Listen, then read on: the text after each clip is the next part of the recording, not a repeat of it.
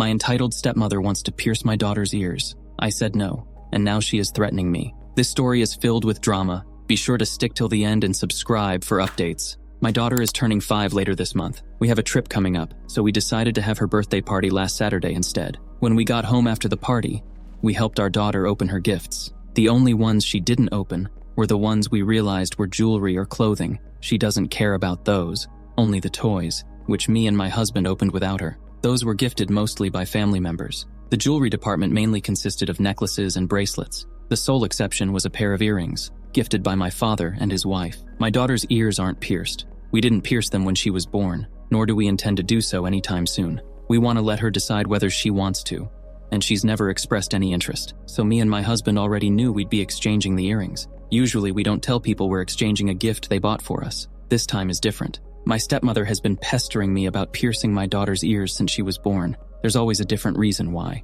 First, it was because people wouldn't know she was a girl if we didn't. Then it turned into, she'll get jealous of her friends, and so on. But she always makes the point that girls need to have their ears pierced. She brings it up almost every time we see her. My father usually doesn't comment on it, but has backed her up a few times. Also, my stepmother's never complained about my older son's appearance, so I know this is rooted in sexism. When my father called us the next day to ask what we thought of the earrings, I told him they looked nice. My stepmother joined in and asked, "So you're getting her ears pierced?" I tried to dodge the question, but she later asked it again, so I told them no. I looked at the store's website and found a matching necklace, which we'll exchange the earrings for. There's a price difference, but I'll cover it. Well, they weren't happy. Apparently, my stepmother started crying. My father told me off for thinking about exchanging a thoughtful gift he bought for his granddaughter, and said it was wrong of me to dismiss my stepmother's opinion like that. In return, I told them I couldn't take her insistence anymore, and she needed to stop obsessing over my daughter's ears.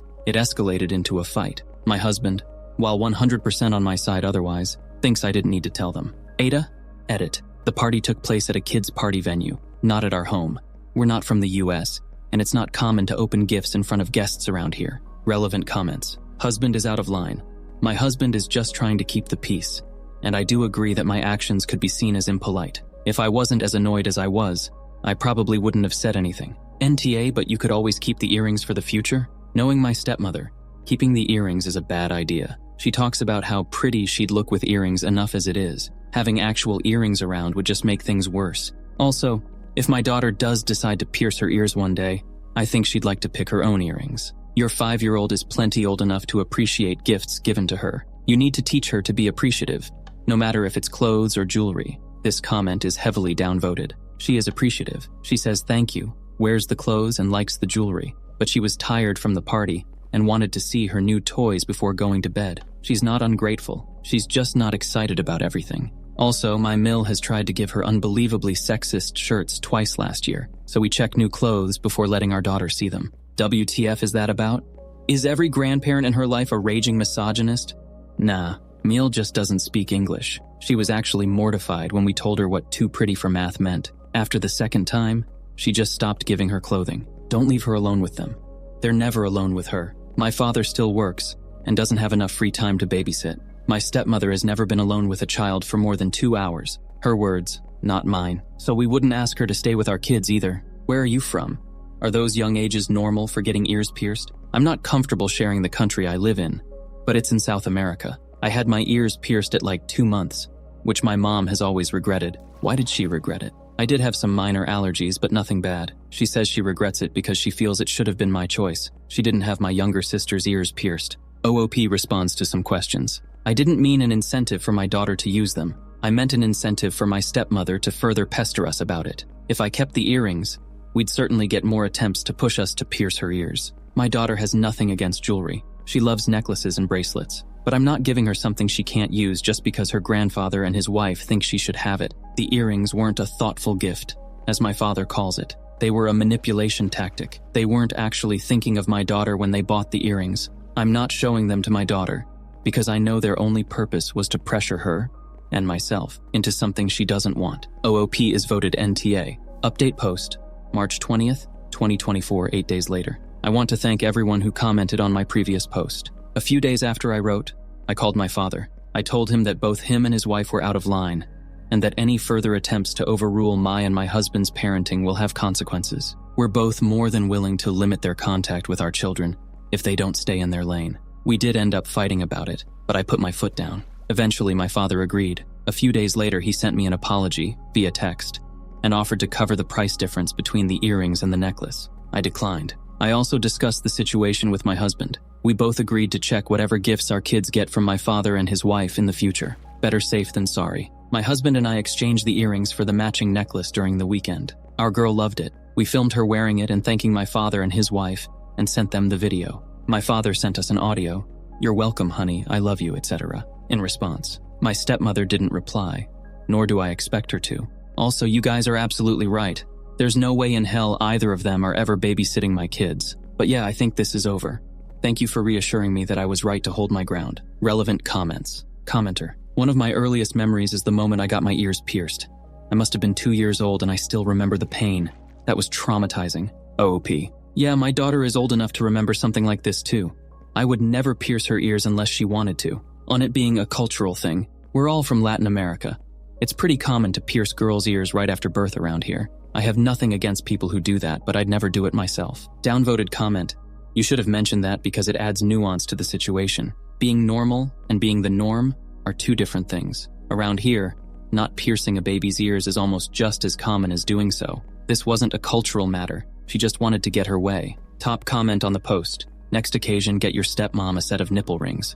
And just maintain eye contact. My daughter's 5th birthday party was a blast, filled with laughter and joy. After the guests left, and my little one was tucked into bed, my husband and I began the ritual of gift unwrapping. Among the toys and trinkets, there were some jewelry and clothing items, clearly not on my daughter's wish list. As we sifted through the gifts, we stumbled upon a pair of earrings in a fancy velvet box. It was a sweet gesture, but there was one problem. My daughter's ears were not pierced, and that wasn't changing anytime soon. My husband and I had made a pact to let her decide when and if she wanted to adorn herself with piercings. Now let me tell you about my stepmother. Since day one, she's been on my case about piercing my daughter's ears. It's like she's on a mission to turn her into a miniature version of herself, complete with earrings. Every family gathering turns into a debate about ear piercings.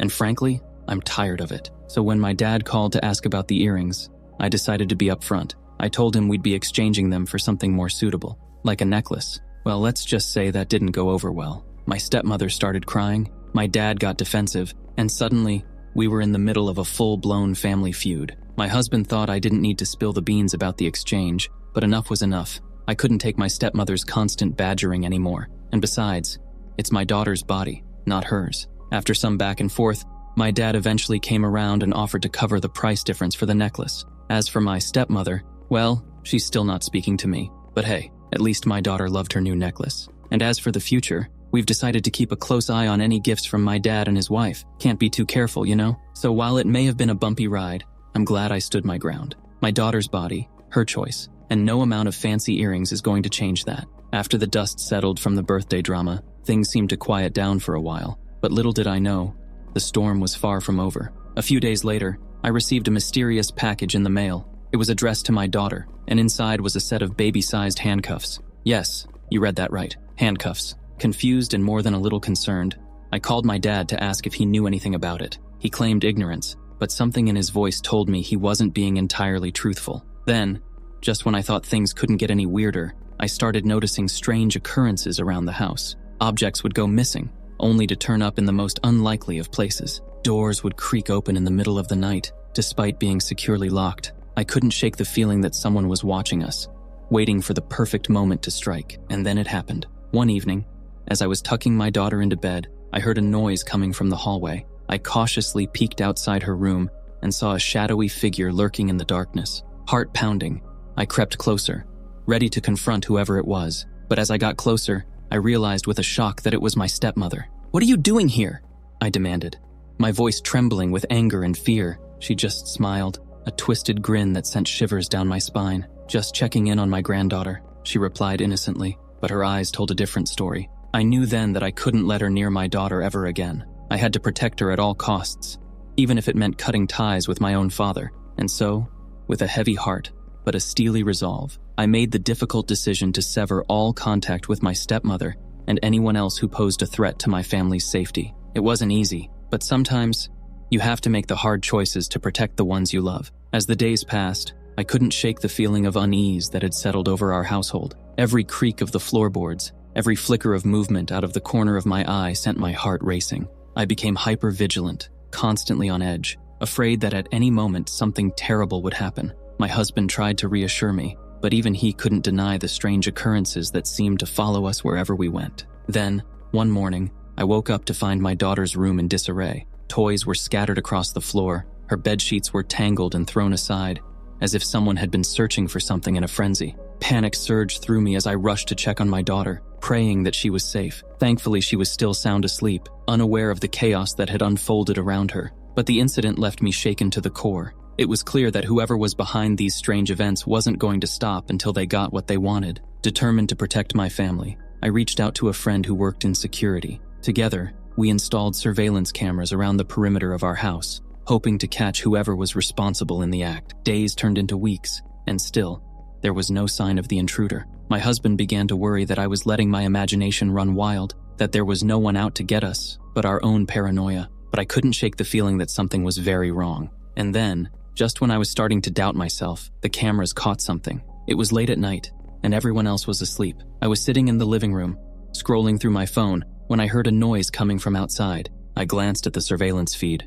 and froze. There, illuminated by the glow of the moon, was a figure lurking in the shadows of our backyard. Heart pounding, I watched as they moved closer to the house, their movements slow and deliberate. And then, as if sensing they were being watched, they suddenly darted out of sight, disappearing into the darkness. I knew then that we were dealing with something far more sinister than a simple case of paranoia. Someone was stalking us, someone who would stop at nothing to get what they wanted. But what could they possibly want from us? And why were they targeting my family? The questions swirled around in my mind, keeping me awake at night as I tried to piece together the puzzle. But no matter how hard I tried, I couldn't find the answers. All I knew was that we were in danger, and that I would do whatever it took to keep my family safe.